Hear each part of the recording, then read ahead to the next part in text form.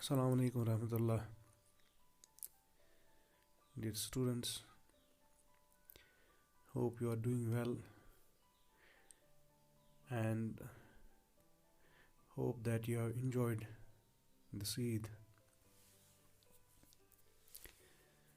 Welcome back.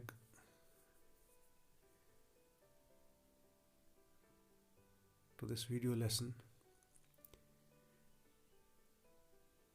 Today our topic is from the same chapter, that is respiration in organisms, and our topic is breathing.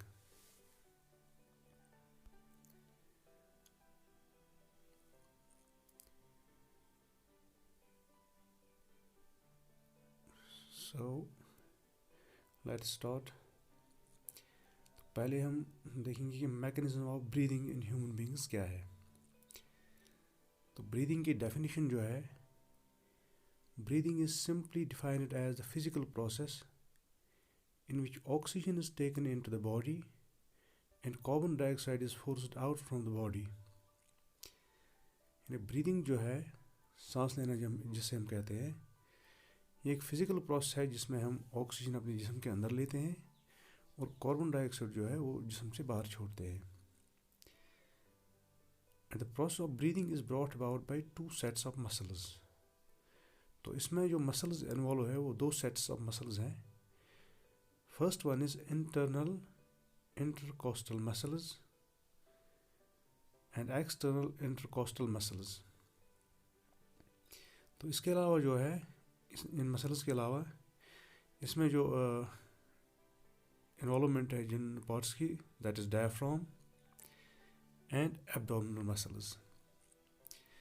तो ये muscles जो है, diaphragm जो है और abdominal muscles जो है, ये भी इस ब्रीदिंग प्रोसेस में हमारी हेल्प करते या इन्वॉल्व होते हैं.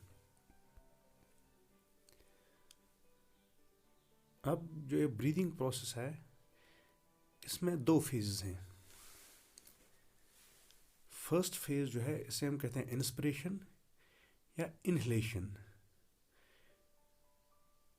इंस्पिरेशन या इनहेलेशन. इनहेलेशन मीन्स सांस अंदर लेना, एंड एक्सपायरेशन और एक्सहेलेशन, सांस छोड़ना. तो पहला हम देखेंगे इसमें इंस्पिरेशन. तो इंस्पिरेशन जो है, it is the inhalation of air into the lung and is brought about by chest expanding. ये इनहेलेशन ऑफ एयर जो है, ये है जो हम सांस अंदर फेफड़ों में, लंग्स में लेते हैं, और इससे जो है हमारी चेस्ट एक्सपेंड होती है. चेस्ट एक्सपेंडिंग प्रोसेस में होता है. It takes place when the volume of thoracic cavity increases and the air pressure decreases. तो इस वक्त जब हम सांस अंदर लेते हैं, जो हमारी थोरेसिक कैविटी होती है, इसका साइज जो होता है, इसकी मूवमेंट जो होती है आउटवर्ड होती है, और इसका साइज जो है इंक्रीज होता है. Enlargement of thoracic cavity involves the following events that occur simultaneously.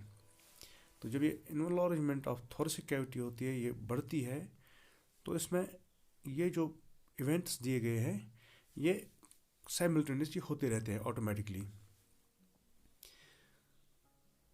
तो क्या क्या इसके दौरान होता है? During inspiration the external intercostal muscles contract and the internal one relax. Due to the contraction of external intercostal muscles, the ribs are pulled out upward and outward. The muscles of diaphragm contract, which lowers the diaphragm. As a result, the size of thoracic cavity increases as well as the lung expand simultaneously. और इस process के दौरान जैसे कि lungs expand होते हैं, the air pressure inside the lungs decrease.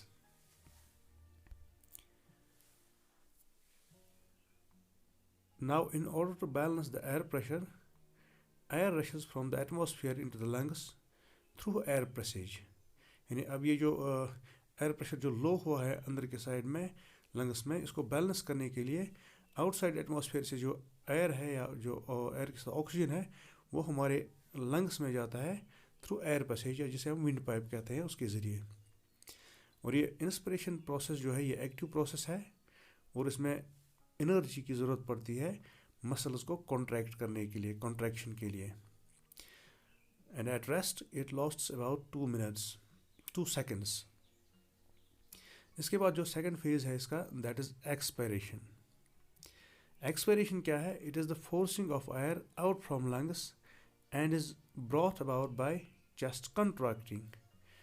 तो ये एक्सपायरेशन जो है ये फोर्सिंग आउट ऑफ एयर है, यानी जो हम एक्सहेल एयर करते हैं, that is carbon dioxide gas. तो ये कैसे होता है कि जब हमारी चेस्ट कॉन्ट्रैक्ट होगी, यानी जब हमारी चेस्ट अंदर की तरफ आती है, सुकड़ जाती है, तो उससे ये कार्बन डाइऑक्साइड गैस जो है that is pushed out. It takes place when the size of thoracic cavity is reduced and the air pressure is increased. तो इस वक्त जो है थोरेसिक कैविटी जो हमारी है, इसका साइज जो है वो रिड्यूस होता है, और एयर प्रेशर जो अंदर के साइड है वो इंक्रीज होता है। तो इस प्रोसेस के दौरान, एक्सपायरेशन के दौरान, following events occur during expiration. Number 1, the internal intercostal muscles contract. जो इंटरनल इंटरकोस्टल मसल्स होते हैं वो कॉन्ट्रैक्ट करते हैं, सिकुड़ जाते हैं। Due to the contraction of internal intercostal muscles, ribs are pulled back to their normal position. तो इस दौरान जब ये कॉन्ट्रैक्शन होता है, जो हमारी रिब्स पहले इनहेलेशन के दौरान एक्सपेंड होती है, ये वापस अपनी जगह पर, अपनी पोजीशन, वापस नॉर्मल पोजीशन पे आती है। The muscles of diaphragm relaxes and comes to its original dome shape. और ये मसल्स, डायफ्राम की मसल्स जो हैं, ये भी रिलैक्स करते हैं और ये भी अपनी ओरिजिनल पोजीशन में वापस आ जाती हैं। As a result the size of thoracic cavity decreases, the size of lungs also decreases, due to which the air pressure increase in lungs. तो इससे क्या होता है कि इससे जो हमारी थोरेसिक कैविटी की कैविटी जो है ये भी डिक्रीज होती है, ये भी कॉन्ट्रैक्ट होती है, और जो हमारे लंग्स का साइज़ है, क्योंकि इनहेलेशन के दौरान जब हम सांस अंदर लेते हैं तो इनका साइज़ जो है बढ़ जाता है, और जब हम सांस छोड़ते हैं तो इनका साइज़ भी कम होता है। इनका जो साइज़ है ये भी कॉन्ट्रैक्ट होता है हवा बाहर छोड़ने की वजह से। अब in order to equalize the air pressure, ये एयर प्रेशर इक्वलाइज करने के लिए air is expelled out from the lungs to the atmosphere through respiratory tract. तो ये बैलेंस करने के लिए अब ये जो अंदर का जो एयर है, जो कार्बन डाइऑक्साइड गैस है, that is expelled out from the body और from the lungs to the atmosphere. अब ये बाहर छोड़ा जाता है, बाहर निकलता है। ये एक ऑटोमेटिक प्रोसेस है, रेस्पिरेटरी ट्रैक्ट के थ्रू हमारे ये कार्बन डाइऑक्साइड गैस एक्सहेल होती है, बाहर निकलती है। और ये एक्सपायरेशन जो है ये एक पैसिव प्रोसेस है, इसमें एनर्जी की ज़रूरत नहीं पड़ती है। तो यहाँ पर नीचे आपको इनहेलेशन प्रोसेस का थोड़ा डायग्राम पे दिखाया गया है। जैसे कि breathing in, air enters via nose or mouth, travels down to pharynx and larynx. Then after primary filtration, it enters into the trachea. Then afterwards, further filtration is done and it enters into left and right bronchi and passes through bronchioles, finally reaching the alveoli. तो उसके बाद जो है oxygen जो है, ये जो purified oxygen हमारे जिस्म के अंदर आता है, it is absorb into the blood capillaries. यानी इसमें जो है अब इस ऑक्सीजन का डिफ्यूजन होता है हमारी ब्लड कैपिलरीज में। तो इसके साथ जो है हमारा आज का ये टॉपिक ब्रीदिंग इन ह्यूमन्स या ब्रीदिंग मैकेनिज्म जो है ये कंप्लीट होता है।